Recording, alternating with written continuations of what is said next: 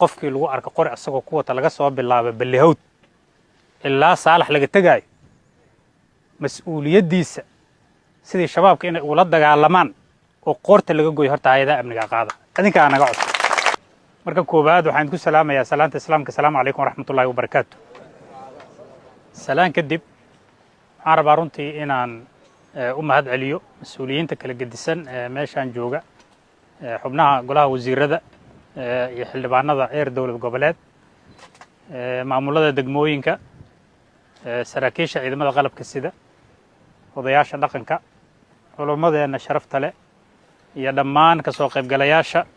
waxaan rabaa runtii inaan aad iyo aad idinkugu mahad celiyo shaqadan waa shaqo runtii ilaahayna ammaanay ajarna looga helayo ummaddan in islaaxooda laga shaqeeyo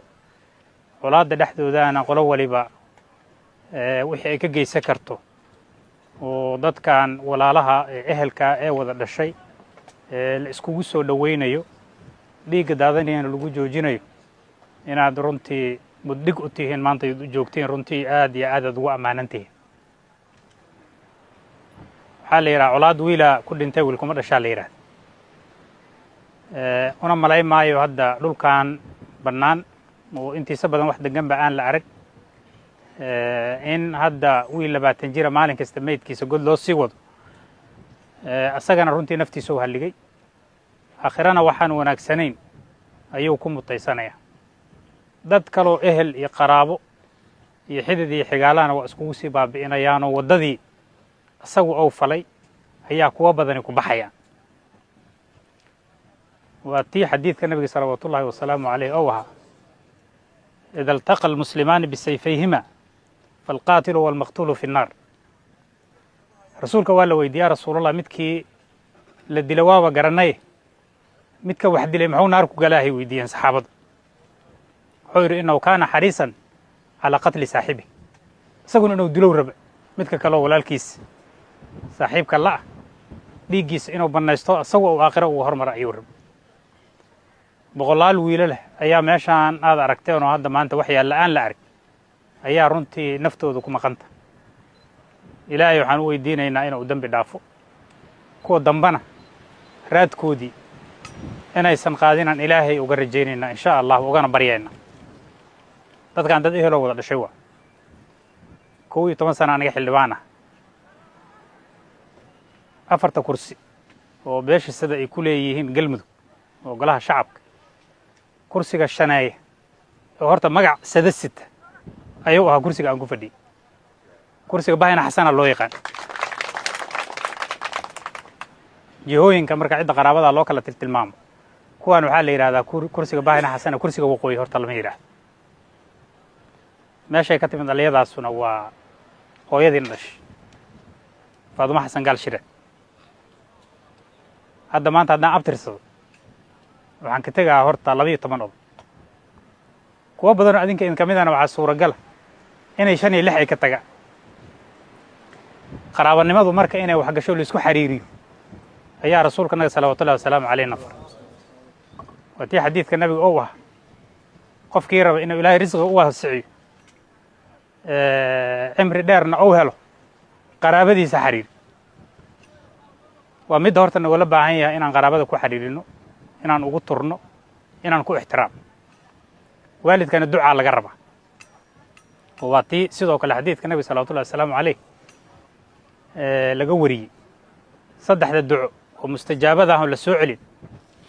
waa ducada musaafirka iyo ducada qofka madluumka ah iyo ducada waalidka marka ducaa laga rabaa wiilashiisa isaga ruuxiisa inuu u duceeyo waxaa la idinka rabaa marka qaraabo wixii dhici lahaa hadda waa dhaceen hadda ka hor gabar 2 wiil oo dhaawac isbitaal digfeer ku haysa anoo niman saraakiil askar howlgal deegaano ka mid a shabeellada hoose looga xoreynaya kooxahan khawaarijta ku soo dhaawacmay waxaan ugu tagay isbitaal digfeer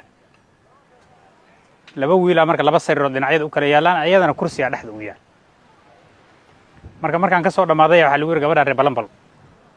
waa ku leexda marka bal ii warranaa eriyo waxay ugu tiri 2dan wiilo ayagu isdileen ayaan kula jiraa ay ugu tiri isbitaalka isdileen markii lagu yidhaahdo hal qofna oo wada hayo dumara waxa koobaad oo kugu soo dhaca labadan qof ma torrey isku dileen ma feeri isku dileen ma wax kale isku dhifteen waa markaas waxaan arisay isku dileen laba furmood ay ka soo kala jeedeen igu tiri oo midba dhinac ayuu ka soo jeeday waxa mid waliba ku yaalana waa xabadihii furintii uu ka soo jeeday ee kan kale uga hor imaanay maxay ku yihiin aan ku eri midna anuu ila dhashay tiri midna anaa dhalay waa wili abtigiis yaa haya ayadii hays oo isbitaal kula jirta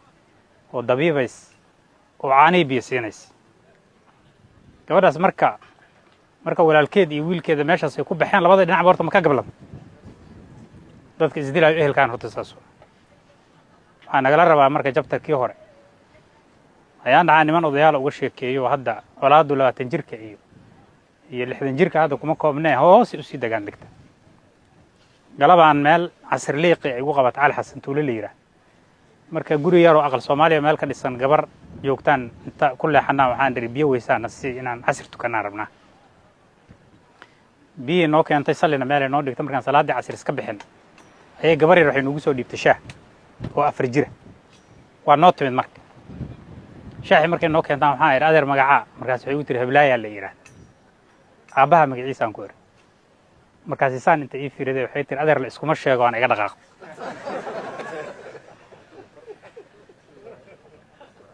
markii shaaxnagi aan cabnay aan cidda u tagay waa isku sheegay marka askara dabcan la socotay waa isku sheegay marka waxaan ku iri waa ninkaasana way aqootay ayadana isku sheegay su'aalan weydiiyay gabadhan waxay u tiri aan ku iri la iskuma sheegaysay wax jira waxay u tiri marka deegaan colaadeed waay dad socdaa imaanaya waa la kala aarsana dakanooyina ka jira ciyaalka markay yar yihiin waxa loo sheegaa tiri inaysan sheegin aabahood iyo meesha ay ka soo jeedaan ababintu marka horta xagee ka imaanay soo 4 jirkii ma waxa colaada lagu ababinay oo la leeyahay reebel iska ilaali 15 sano horta meesha ku gaar qoriga inta qaatay waxa koobaad oo ka shaqeynaa waxay noqonay horta wixii lagu soo barbaaray waxaan rabnaa marka horta guryahanaga inay ka soo bilaabato nabadda inay ka soo bilaabato dadka kuugu sokeeya kor la sii aado dariska la aado waa sidii hadda la sheegayo xaqii darisnimana waa la isku leeyahay oo ab ka dhawaata la yiraahdo tii dhaliyana waa la isku leeyahay waa mid hadda aan 10 oday kala tirsanayno waxaan codsanayna meeshaan caaw in lagu aaso wixii colaada ay ka jiri jiray degmadan Balanbal insha Allah saraakiisha ciidamada waa joogaan waxaan rabnaa oo maanta go'aanadanadu ay yihiin waxa koobaad horta ka bilaabayna hadda ka hor waxaa jira kulleeb heshiis la gaaray saan mareynaa 2023 bishii Maarso oo ah inaan wax binaa oo dambo deegaanadan laga dhisi kara ay si jirin hay'adaha amnigana mas'uuliyadda amniga mas'uul ay ka noqdaan wad ku heshiideen hadda ka hor laakiin ma fulino kadib dhibaatooyin badanna ay dhaceen dad badan la laa waxaan rabnaa marka horta inaan meeshii inta u laaban waxa koobaad oo shaqaha la qabanaa horta inay noqotaan rabnaa derbiga meeshaan aan ku soo marno dhisa horta in la dumiyaan rabnaa oo lagu celiyo meeshii binada ahayd oo heshiiska markii la saxiixay dhisnaa taas qodobka koobaad qodobka labaad 4 qof meeshaan ku dhimatay colaad hadda u dambeys oo labada dhinac ayadana waxaan rabnaa mas'uuliyaddeeda in anaga idin ka qaadno aanan idin ku celinay anagu aan xalin insha Allah hadii alla yiraahdo qodobka saddexaad amniga meeshaan waxaa laga bilaabaa saacadan mas'uulka ah hay'adaha amniga talisadii ciidamada waa joogaan taliyihii qaybta 12aad waa joogaa taliyihii booliska waa joogaa taliyihii nabad sugidana waa joogaa xilligan laga bilaabo qofkii lagu arko qori asagoo ku wata laga soo bilaabo balihawd ilaa saalax laga tagayo mas'uuliyadiisa sidii shabaabka inay ula dagaalamaan oo qoorta laga gooyo horta hay'adaha amniga qaada adinka naga cod